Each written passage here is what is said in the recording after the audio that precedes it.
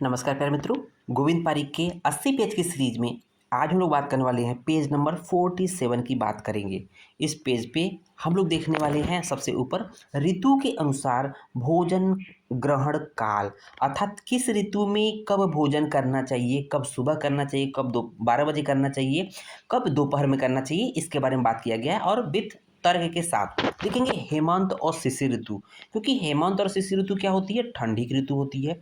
ठंडी की ऋतु में क्या होती है, ठंडी की ऋतुओं में जो रात होती है, रात लंबी होती है। रात लंबी होने से जो भी खाना आपने शाम को रात में खाया वो जल्दी पच जाता है।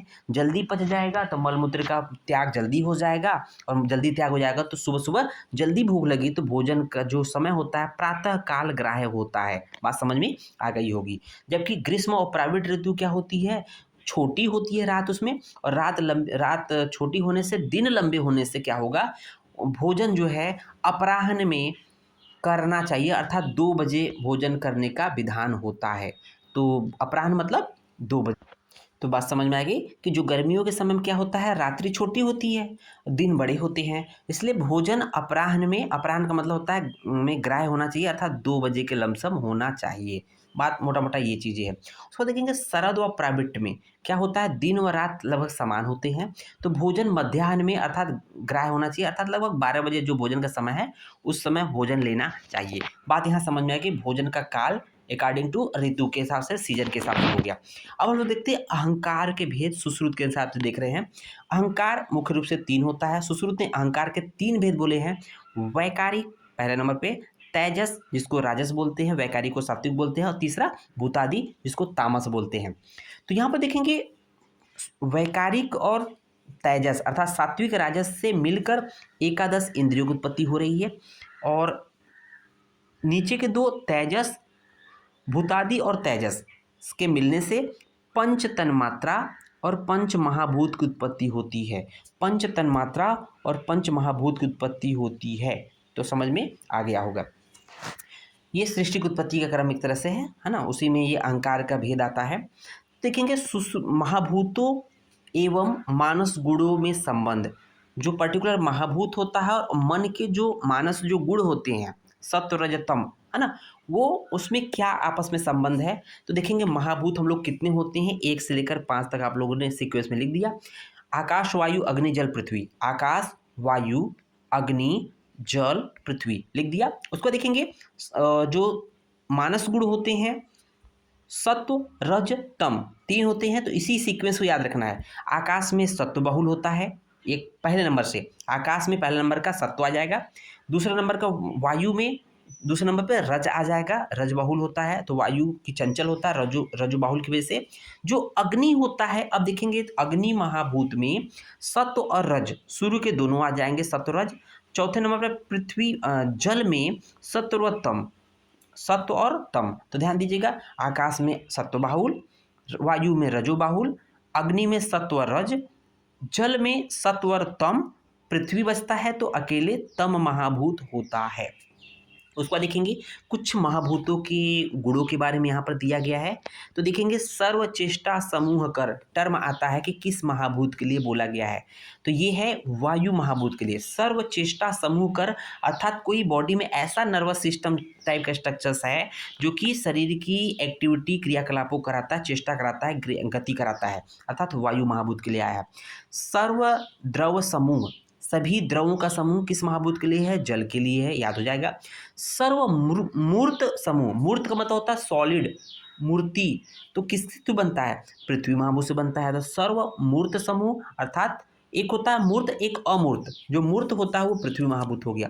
सर्व छिद्र समूह विविक्तता, तो छिद्र अर्थात जो स्मॉल, जहाँ आकाश महाभूत हो, इसका मतलब आकाश महाभूत हो गया। ठीक है ना, ये बात समझ में आ गई होगी। उसको देखेंगे भोजन में उत्तरोत्तर गुरुता का क्रम। तो सबसे ज़्यादा उत्तरोत्तर गुरु कौन सा होता है, सबसे कम गुरु अर्थात लघु पेय होता है, पीने वाली चीज़ें देखते हैं बहुत हल्की होती है। उसके बाद चाटने वाली चीज़ ले होती है, उसके बाद अच्छ होता है, उसके बाद भक्ष्य, सबसे ज़्यादा गुरु भक्ष्य होता है, जो चीज़ चबाकर खाई जाती है। उसको देखेंगे गर्भ का पोषण, गर्भ का पोषण कैसे होता है, असंजात सार अवस्था में और संजात सार अवस्था, दो अवस्था दिया है। असंजात सार कि जब गर्भ के शरीर में अंग प्रत्यंग बहुत अच्छे से उत्पन्न न हुए हो, उसको बोलते हैं असंजात सार।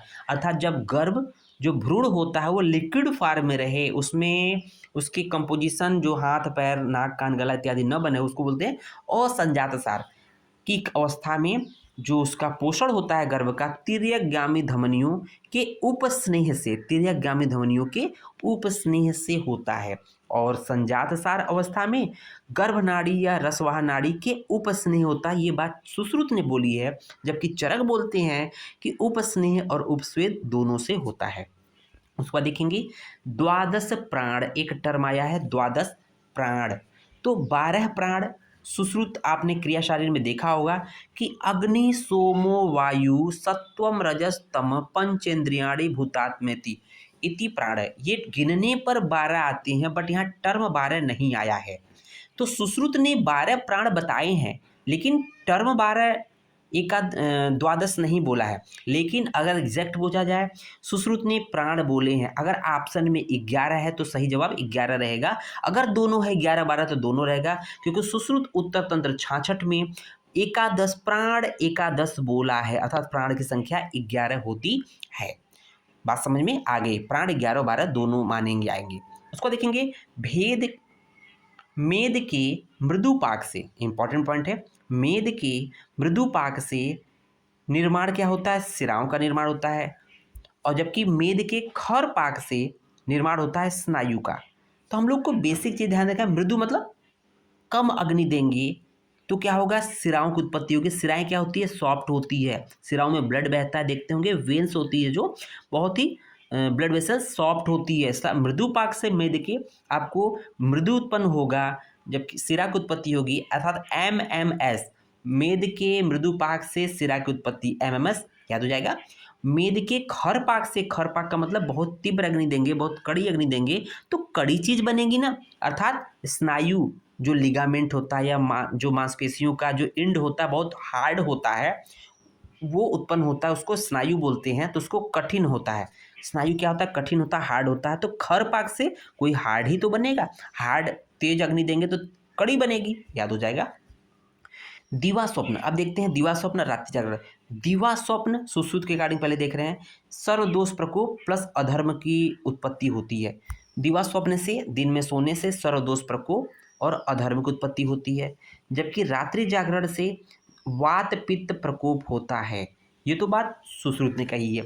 चरक ने क्या बोली है कि दिवा स्वप्न से जो है वात पित्त की उत्पत्ति होती है, मतलब वात पित्त बढ़ता है, जबकि रात्रि जागरण से वात की वृद्धि होती है। अब देखेंगे त्वचागत दोषों की गंभीरता में रक्त मोक्षण का क्रम, अर्थात त्वचा में कोई दोष है और वो कितना डीप है और उस किससे अब रक्त मोक्षण कराएं कि वो ठीक हो जाए, दोष निकल आए। तो उसमें अलग अलग स्टेजेस दिया है। जैसे सिरा सबसे डीप होता है, फिर मतलब सिरा के द्वारा तब करते हैं जब बहुत ज़्यादा दोष इन्वॉल्व हो, उससे कम रहेगा तो विषाण से, उससे कम रहेगा तो तुम्बी से, उससे कम रहेगा तो दोष जलोका से, सबसे कम अगर दोष है तो प्रच्छान विधि कर लेंगे, अर्थात स्किन पे हल्का सा चीरा कर देंगे, ऑटोमेटिक ब्लड निकल आएगा, रक्त दोष निकल आएंगे, ये प्रच्छान कर्म होता है। तो दिया हुआ है कि अर्थात सर्वाधिक गहराई में दोष स्थित होने पर सिरावेद से रक्तमोक्षण करना चाहिए। बात समझ में आ गई होगी। अब देखेंगे औषध मात्रा सुश्रुत के अकॉर्डिंग देखेंगे, जो वेरी वेरी इंपॉर्टेंट है, ये आपका काश्यप संहिता का पार्ट है। देखेंगे औसत मात्रा अकॉर्डिंग टू सुश्रुत। देखेंगे क्षीरप हेतु, क्षीरप का मतलब होता है जो बच्चे केवल दुग्ध पीते हैं उन्हें क्षीरप बोला जाता है। उनको कितनी औसत मात्रा देनी चाहिए, अंगुली पर्व द्वय पर आ सकने वाले प्रमाण में जो औसत होती है उसको बोलती है क्षीरप। अर्थात क्षीरप हेतु केवल दुग्ध पीने वाले बच्चों को जो अंगुली के दो पर्व पर, एक अंगुली के दो पर्व पर आ सकने वाली जो मात्रा हो जाएगी उसी को हम लोग क्षीरप हेतु औसत मात्रा बोलेंगे। क्षीरनाद के लिए मात्रा देखेंगे, औसत देखेंगे। कोल अस्थि प्रमाण है, कोल अस्थि, कोल होता है बैर, बेर का प्रमाण होता है, तो बेर की जो अस्थि गुठली होती है उतनी मात्रा में आपको क्षीरनाद के लिए औसत की मात्रा है। उसको देखेंगे अन्नाद, केवल जो अन्न का सेवन करते हैं अर्थात सबसे बड़े हो गए हैं, उनमें कोल प्रमाण में, अर्थात कोल मतलब बेर के प्रमाण में। तो इससे पहले बेर की गुठली थी, इससे पहले अंगुली पर्व द्वय था। बात समझ में आ गई होगी। क्षीरप, क्षीरनाद, अन्नाद। तो अंगुली पर्व द्वय, कोलस्थी प्रमाण और कोल प्रमाण याद हो गया। उसको देखेंगे वातज व्रण जो होता है कृष्णवर्णी होता है। पैतिक व्रण जो होता है किंसुकोदक उष्ण स्रावो। तो किंसुक एक्चुअली पर्याय होता है पलाश का। किंसुक किसका पर्याय है? पलाश का। पलाश को हम लोग द्रवगुण पढ़ेंगे फ्लेम ऑफ फॉरेस्ट। जब पलाश के टेसू भी बोलते हैं कॉमन भाषा में, टेसू। तो पलाश का जब फूल आता है लाल लाल, तो ऐसा लगता है कि जंगल में आग लग गई है, दूर से लगेगा कि जंगल में आग लग गई है, क्योंकि रेड फ्लावर होते हैं। ठीक है ना। तो पित्तज व्रण का जो कलर होगा किंसुकोदक, किंसुक के जल के समान उष्णस्रावी होगा। जो कफज होता है प्रदत्त चंड और कफ कंडु बहुल होगा। और रक्तज जो व्रण होगा प्रवाल दल निचय प्रकाशम और तुरंग स्थान गंधी होता है। तो रक्तज व्रण जो है तुरंग स्थान गंधी, याद रखिएगा, वेरी वेरी इंपॉर्टेंट है, एग्जाम में पूछा जाता है। तुरंग का मतलब होता है घोड़ा। अब देखेंगे याद कैसे करेंगे, लाल घोड़ा। तो घोड़ा के स्थान पर जो गंध आती है वो रक्तज व्रण के लक्षण है। तो रक्तज व्रण मतलब लाल, तुरंग मतलब घोड़ा, लाल घोड़ा याद हो जाएगा। इस तरह से ये पार्ट कंप्लीट होता है। धन्यवाद।